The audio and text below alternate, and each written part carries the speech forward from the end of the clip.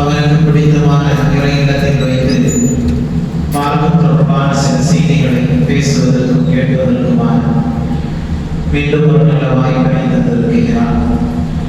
பேசும் கேட்கும் நல்ல செய்திகளை வருங்காலங்களில் எடுத்து அமல் செய்கிற நிறைவான பாக்கியத்தையும் உள்ளோனெல்லாம் நம் அனைவர்களுக்கும் தந்திர புரிவனார். சங்கீதக்குரியவர்களே, மனிதனுடைய வாழ்க்கையில் எல்லா கட்டத்திலும் ஏதாவது ஒரு தேவையுடையவர்களாகவே வாழுகிறோம். எல்லோருக்கும் எல்லாம் கிடைத்த ஒரு சூழ்நிலை இந்த உலகத்தில் யாரும் இல்லை. ஏதாவது ஒரு தேவையுடையவர்களாகவே இருக்கிறார். நல்ல கல்விகள் இருந்தால் சிலர்களுக்கு நல்ல வேலை வாய்ப்புகள் இல்லாமல் இருக்கும். வேலைகள் இருந்தாலும் நல்ல சம்பளங்கள் இல்லாமல் இருக்கும். திருமணம் முடிக்க பொருளாதாரம் இல்லாமல் இருப்பார்கள். சிலர்கள் திருமணம் முடித்திருந்தாலும் நிம்மதியான வாழ்க்கை இல்லாமல் இருப்பார்கள். நிம்மதியான வாழ்க்கை இருந்தாலும் சந்ததிகள் இல்லாமல் பலர்கள் இருப்பார்கள். வியாபாரம் இருக்கும், ஆனால் பொருளாதாரத்தில் நிம்மதி இல்லாத ஒரு சூழல் இருக்கும். அல்லது நிம்மதி இருந்தாலும் பொருளாதாரம் இல்லாமல் இருக்கும். இப்படி ஏதாவது ஒருவருடைய தேவைகளை மனிதனுடைய வாழ்க்கை இந்த உலகத்தில் கிடைக்கிறது. யாரிடத்தில் நீங்கள் கேட்டாலும் ஏதாவது ஒரு தேவையை முன்வைத்தே அவர்களுடைய சிந்தனைகளும் வார்த்தைகளும் இருக்கும். அடுத்தடுத்த கட்டமாக தங்களுடைய வாழ்க்கையில் ஏதாவது ஒரு தேவையுடையவர்களாகவே நகர்ந்து செல்வார். இந்த பூமியில் எல்லோருக்கும் கிடைத்ததாக வரலாறு இல்லை. ஏதாவது ஒன்று குறைவுள்ளவர்களாக அல்லது தேவையுடையவர்களாக, அது குறித்து சிந்திக்கக்கூடியவர்களாக, அதற்காக வேண்டி ஓடக்கூடியவர்களாகவே மனிதனை அல்லாஹ் இந்த மண்ணில் வைத்திருக்கிறார். எங்கே எல்லாம் கிடைக்கும்? குர்ஆன் சொல்கிறது சொர்க்கத்தில் எல்லாம் கிடைக்கும் என்பதாக. சொர்க்கம் என்பது எல்லாவற்றையும் மனிதனுக்கு கேட்பதெல்லாம் கொடுக்கும் இடம் சுவனம். அதனால்தான் எல்லோரும் சுவனத்தை விரும்புகிறார்கள். அந்த சுவனத்திற்காக வேண்டி துஆ செய்கிறார்கள். அந்த சுவனத்தை பெறுவதற்கான அடையாளங்களை குறித்து எம்பெருமானார் ஸல்லல்லாஹு அலைஹி வஸல்லம் அவர்களும் பல்வேறு சந்தர்ப்பங்களில் சொல்லி தந்திருக்கிறார்கள். குர்ஆன் அது குறித்து ஏராளமான செய்திகளை பேசுகிறது.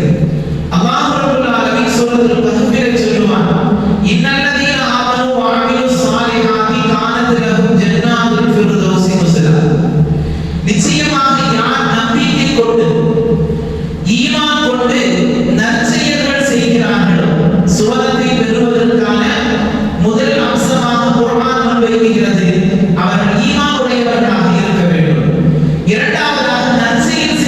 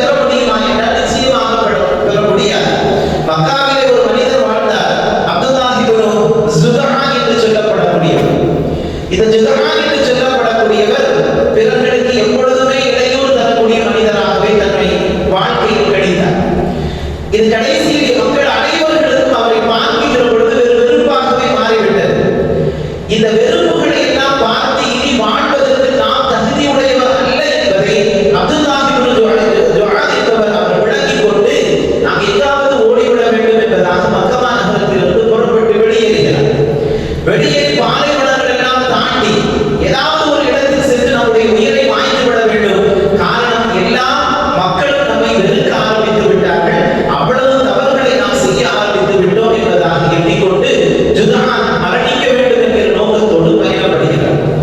அப்படி பயணப்படுகிற பொழுது பாலைவனங்கள் எல்லாம் தாண்டி ஒரு பொது காடுக்குள் ஒரு வீடு போல் ஒன்று இருப்பதை பார்க்கிறார். ஒரு கல்மண்டபம் போல் அதற்குள் நுழைகிறார்.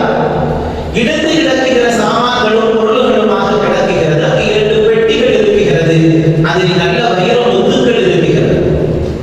சாக வேண்டும் என்று வந்தவனுக்கு அல்லாஹ் ரப்பல் ஆலமீன் வாழ்வதற்கான வழியை காட்டுகிறார். இந்த பொருளாதாரத்தை எடுத்துக்கொண்டு மக்களுக்கு ஏதாவது நன்மையான காரியங்களை செய்து மக்களிடத்தில் நன்மதிப்பை பெற்றுவிட வேண்டும் என்று அங்கு இருக்கக்கூடிய வைடூரியங்களையும் வைரங்களையும் அள்ளிக்கொண்டு மீண்டும் மக்காவிற்கு சாக போனவன் திரும்புகிறார். திரும்ப வந்து மக்களுக்கு தன்னால் முடிந்த உபகாரங்களை செய்கிறார். பிற்காலத்தில் எபெருமானார் ஸல்லல்லாஹு அலைஹி வஸல்லம் அவர்களிடத்தில் ஆயிஷா அவர்கள் கேட்கிறார்கள், இந்த மக்கமா நகரத்திலே மக்களுக்கு மிக விருப்பமான மனிதராக இருந்தார், பிற்காலத்தில் மக்களுக்கு மிக விருப்பமான ஆளாக மாறி போனார். இது அப்துல்லாஹ் இப்னு ஜுதானை குறித்து நீங்கள் என்ன எண்ணுகிறீர்கள் யா ரசூலுல்லாஹ் என்பதார். ஆயிஷா அவர்கள் கேட்கிறார். நபிகள் நாயகம் ஸல்லல்லாஹு அலைஹி வஸல்லம் அவர்கள் சொன்னார்கள், அவர் சுவனவாதியா நரகவாதியா என்கிற கேள்வி ஆயிஷா அவர்களுக்கு. நபிகள் நாயகம் ஸல்லல்லாஹு அலைஹி வஸல்லம் அவர்கள் சொன்னார்கள், அவர் சுவனத்திற்கு தகுதி உடையவர் அல்ல என்பதால். காரணம் என்னவென்றால் அவர் வாழும் காலத்தில் மக்களுக்கு மத்தியில் நல்ல செயல்பாடுகளை செய்தார். ஆனால் அதற்கு முன்பாக செய்த தவறுகளை குறித்து அவர் வருந்தவில்லை. இந்த மார்க்கத்தை அவர் ஏற்றுக்கொள்ளவில்லை. ஈமானுடையவராக அவர் வாழவில்லை. நற்காரியங்களை செய்திருந்தாலும் ஈமான் அவருக்கு முழுமையாக கிடைக்கப் பெறாத காரணத்தினால் அவர் சுவனவாதி அல்ல நரகவாதி என்றார். ஆகவே நல்ல காரியங்களை மட்டும் வைத்துக் கொண்டு ஒரு மனிதன் சுவனம் நுழைத்து விட முடியுமா என்று நிச்சயமாக முடியாது என்பதற்கான உதாரணத்தை அஷ்ரஃபுல் ஹல்க் முஹம்மது ரசூலுல்லாஹி ஸல்லல்லாஹு அலைஹி வஸல்லம் அவர்கள் சொல்கிறார். ஆகவே ஒரு மனிதனிடத்தில் நல்ல செயல்கள் இருப்பதோடு சேர்த்து முழுமையான ஈமானும் இறை அச்சமும் இருக்க வேண்டும். செய்கிற செயல்பாடுகளில் பெருமைக்காக செய்திருக்கிறது அல்லவா, அது ஒட்டுமொத்தமாக எல்லா அமல்களையும் இல்லாமல் ஆக்கிவிடும். ஆகவே செய்கிற செயல்பாடுகளில் இறையச்சத்தோடு நாம் ஒரு உபகாரத்தை செய்வோமையானால், அது ஈமானோடு சேர்ந்து இருக்குமையானால், அவர் இருக்கும் இடம் சுவனம் என்பதை குர்ஆன் மிக தெளிவாக குறிப்பிடுகிறது. எபெருமானார் ஸல்லல்லாஹு அலைஹி வஸல்லம் அவர்கள் சுவனத்திற்கான தகுதியுடையவர்கள் என்று பேசுகிற பொழுது நபிகள் நாயகம் ஸல்லல்லாஹு அலைஹி வஸல்லம் அவர்கள் ஒரு 3 செய்தியை சொன்னார்கள். பேசினால் நல்ல செய்வார், நல்ல வார்த்தைகளை அந்த மனிதர் பேசுவார். சுவனத்திற்கான தகுதியுடையவர் என்று நாயகம் ஸல்லல்லாஹு அலைஹி வஸல்லம் அவர்கள் பதிவு செய்கிற பொழுது அந்த மனிதன் பேசினால் நல்ல வார்த்தைகளை பேசுவார், இல்லையென்றால் அமைதியாக இருந்து விடுவார். ஏழைகளுக்கு உணவு உபகாரங்களை செய்வார், பசித்தவருக்கு உணவளிக்கக்கூடியவராக இருப்பார். அதே போன்று எல்லா கட்டத்திலும் பிறர்களுடைய தேவைகளில் பங்கு பெறக்கூடிய மனிதராக இருப்பார். இந்த செயல்பாடுகள் யாரிடத்தில் இருக்கின்றதோ அந்த மனிதர் சுவனத்திற்குரியவர் என்பதாக நபிகள் நாயகம் ஸல்லல்லாஹு அலைஹி வஸல்லம் அவர்கள் இந்த தகுதிகளை குறித்து பேசினார்.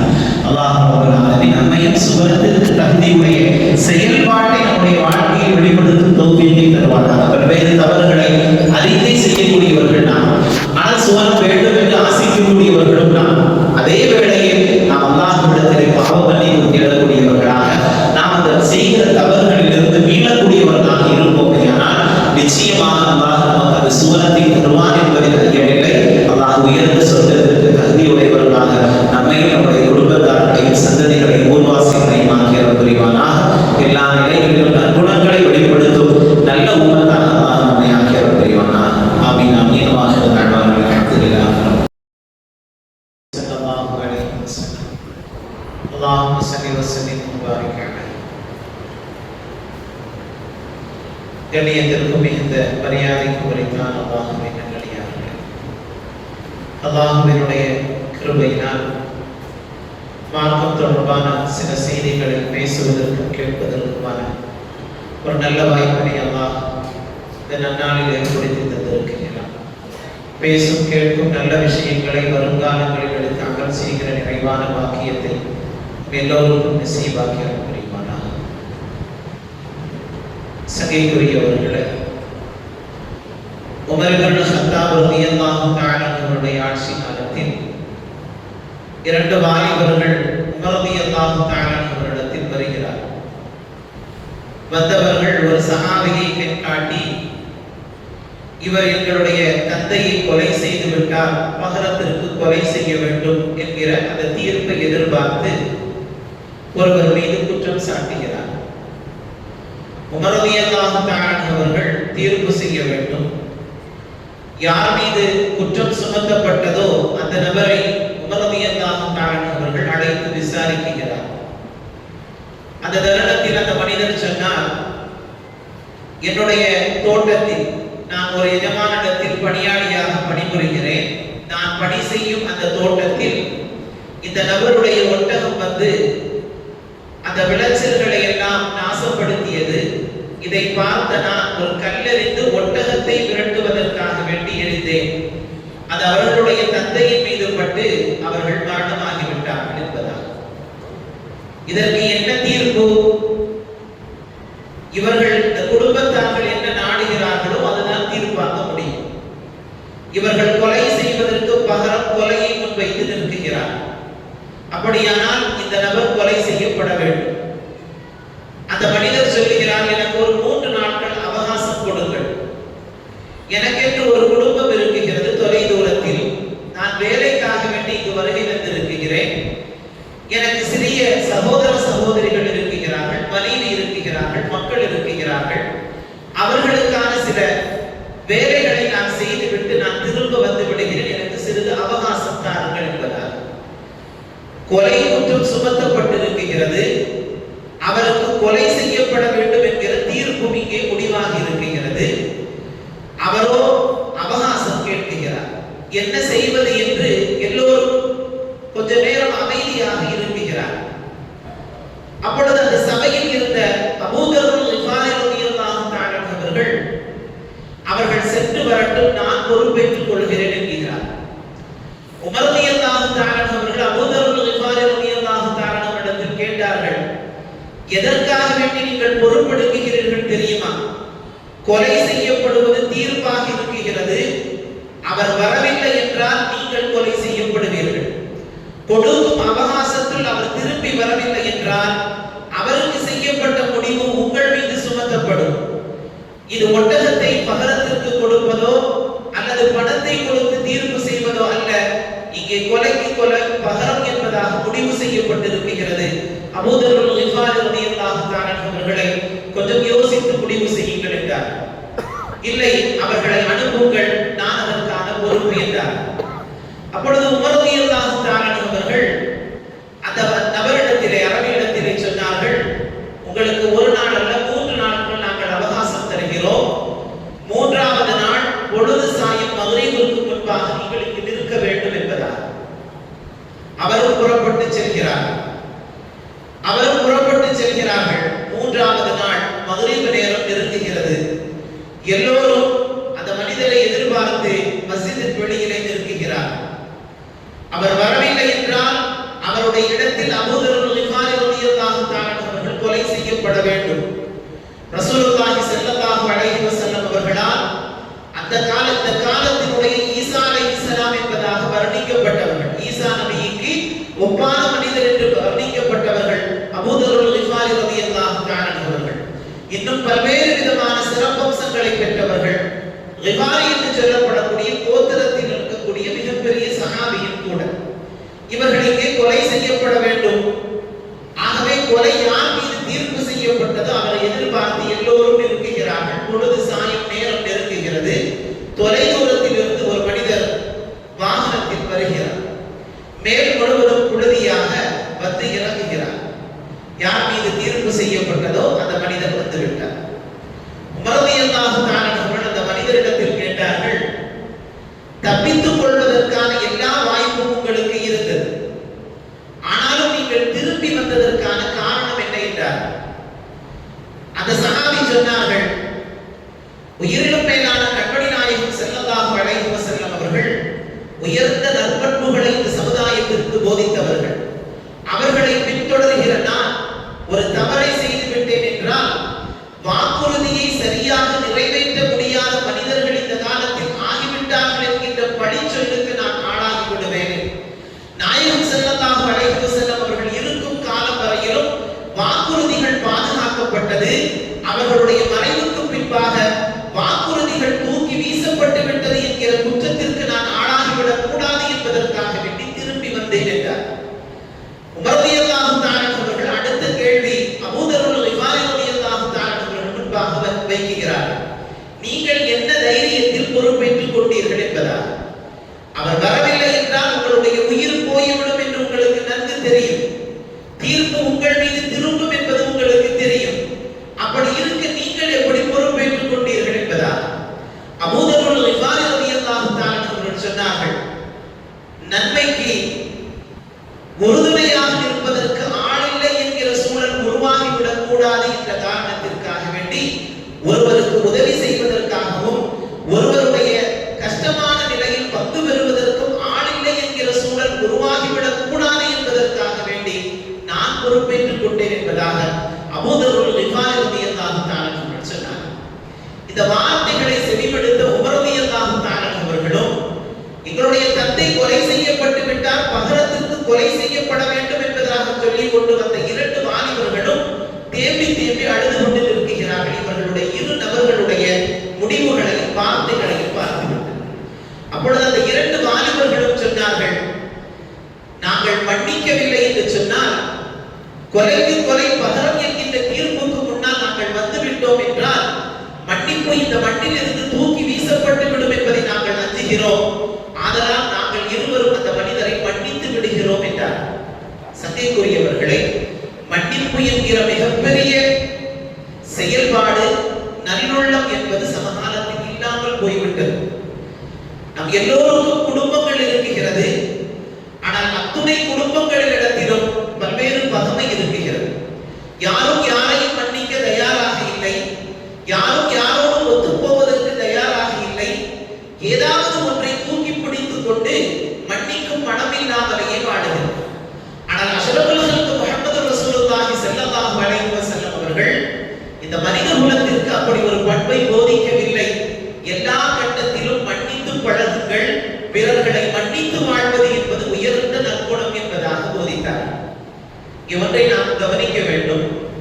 சென்ற ஒரு வார காலங்களாக நீங்கள் ஊடகங்கள் முழுவதும் பார்த்தீர்களேயானால், யமன் தேசத்தில் தூக்கிலிடம் இருந்த ஒரு பெண்மணி அந்த தூக்கு தண்டனையில் இருந்து அவகாசம் கொடுக்கப்பட்டு மாற்றி வைக்கப்பட்டு இருக்கிறார். இதற்கு ஒரு காரணமாக இருந்தவர் கேரளாவை சார்ந்த ஒரு ஆலிம் பெருந்தகை. இது மிகப்பெரிய ஊடகங்களுடைய சர்ச்சைகளாக மாறி இருக்கிறது. ஒரு கொலையாளிக்கு ஒரு ஆலிம் எப்படி உறுதுணையாக இருக்கிறார் என்பதால் அவர்கள் வெளிப்படையாக சொல்லிவிட்டார்கள், மன்னிக்கும் பக்குவத்தை வளர்த்துக் கொள்ள வேண்டும் என்கிற மார்க்கத்தில் வாழுகிறோம். நாம் மன்னிப்பதற்கான வாய்ப்புகள் எல்லாம் இருந்தால் மன்னிக்கப்பட வேண்டும் அல்லவா? அதற்கான ஒரு தூதுவாகத்தான் நான் இருந்தேன் என்பதால் அந்த பெண்ணுக்கு தூக்கு தண்டனை அறிவிக்கப்பட்டு இந்திய அரசு சார்ந்த மத்திய அரசிலிருந்து பல்வேறு நபர்களும் யமன் தேசத்தினுடைய தூதரகத்தை அணுகி அந்த மாற்று மத சகோதரிக்கு தூக்கு தண்டனையில் இருந்து அவருக்கு மன்னிப்பு வழங்க வேண்டும் என்கிற ஒரு கோரிக்கைகள் முன்வைக்கப்பட்டது. ஆனால் எல்லா தரப்பு கோரிக்கைகளும் முறியடிக்கப்பட்டு சென்ற 17ஆம் தேதி தூக்கு தண்டனை விதி என்பதாக அறிவிப்பு வெளியானது. ஆனால் 17ஆம் தேதிக்கு முந்தைய தினம் 16ஆம் தேதி இங்கு இருக்கக்கூடிய அந்த ஆலிம் அங்கு இருக்கக்கூடிய ஒரு சில ஆலிம்களை தொடர்பு கொண்டு அந்த குடும்பத்தார்களோடு நீங்கள் பேசுங்கள் என்பதாக ஏற்கனவே பேசப்பட்டது. ஆனால் அவர்கள் மன்னிக்க முன்வரவில்லை. பகரமாக ஏதாவது கொடுக்கலாம் என்பதாக பணமும் பேசப்பட்டது. அதற்கும் அந்த குடும்பத்தார்கள் முன்வரவில்லை. ஆனால் இதில் சில ஆலிம்கள் உள்ளே நுழைந்த பொழுது அவர்கள் கொஞ்சம் யோசிக்க தொடங்கினார்கள். ஆகவே தான் தூக்கு தண்டனை நிறுத்தி வைக்கப்பட்டதை தவிர அதுவும் முடிவல்ல. ஆனால் இதற்கு இடையில் பல்வேறு விதமான விமர்சனங்கள், ஒரு ஆலிமை மிக மோசமாக வர்ணிப்பதற்கான என்னென்ன வார்த்தைகள் உண்டோ அத்தனையும் இங்கே இணையதளங்கள் வழியாக பேசப்படுகிறது. ஒன்றை நாம் மறந்து சமுதாயத்தில் வாழுகிறோம். நபிகள் நாயகம் ஸல்லல்லாஹு அலைஹி வஸல்லம் அவர்கள் யாரையும் யாரும் முடிவு செய்யக்கூடிய இடத்தில் வைக்கவில்லை. யார் எப்படிப்பட்டவர்கள் என்கின்ற முடிவு யாராலும் எடுத்துவிட முடியாது. அது அல்லாஹ்வுக்கும் அந்த அடியானுக்கும் மத்தியில் உள்ளது. ஆகவே அவன் அப்படிப்பட்டவன், இவன் இப்படிப்பட்டவன் என்கிற தீர்ப்பை சர்வசாதாரணமாக சமகாலத்தில் பலர்களும் முன்வைக்கிறார்கள். காபிர் என்று கூட பதுவா கொடுப்பதற்கு ஆட்கள் ரெடி. ஆனால் அதற்கு உள்ளில் இருக்கும் பல்வேறு விஷயங்களை யாரும் நேர்முகமாக பார்ப்பது கிடையாது. உயிரிலும் மேலான கண்மணி நாயகம் ஸல்லல்லாஹு அலைஹி வஸல்லம் அவர்கள் மன்னிக்கும் சிறந்த பண்பை இந்த சமுதாயத்திற்கு போதித்தார்கள். 3 விஷயங்கள் இங்கே நாம் கவனிக்கின்றது. குர்ஆன் சில தண்டனைகளை பதிவு செய்கிறது. இன்னென்ன பாவங்கள் செய்தால் இன்னென்ன தண்டனைகள் கொடுக்கப்பட வேண்டும் என்பதால். அந்த தண்டனைக்குள் யாரும் தீர்ப்பு செய்ய முடியாது. காரணம் அது அல்லாஹ்வினுடைய முடிவு. ஒரு விபச்சாரம் செய்த வாலிபருக்கு அல்லது ஒரு பெண்மணிக்கு என்ன தண்டனை என்பது குர்ஆன் பேசுகிறது. ஒரு குடிகாரனுக்கு என்ன தண்டனை கொடுக்க வேண்டும் என்பதை குர்ஆன் முன்வைக்கிறது. ஒரு திருடனுக்கு என்ன தண்டனை கொடுக்க வேண்டும் என்பதை குர்ஆன் முன்வைக்கிறது. ஒரு இஸ்லாமிய நாடாக இருந்தால் இந்த தண்டனைகள் வழங்கப்பட வேண்டும்.